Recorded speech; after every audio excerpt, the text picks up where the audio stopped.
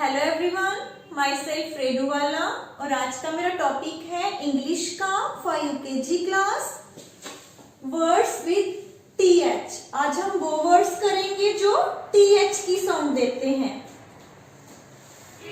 TH चाहे word के पहले आए, ठीक है, या फिर एंड में आए या फिर बीच में आए, वो किसकी साउंड निकालता है? थ की या फिर द की साउंड।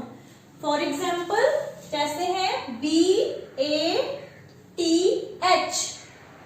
क्या बन गया? बाथ। किसकी साउंड दे रहा है ये? थ की। EARTH, अर्थ, ठीक है। नेक्स्ट है FEATHER, फीदर। यहाँ पे ये थ की साउंड दे रहा था, अब यहाँ पे भी TH लिखा है, लेकिन ये किसकी साउंड दे रहा है? द की, फीदर, ठीक है। FATHER, father. यहाँ पे भी ये TH किसकी साउंड दे रहा है? The key. Next PATH, path.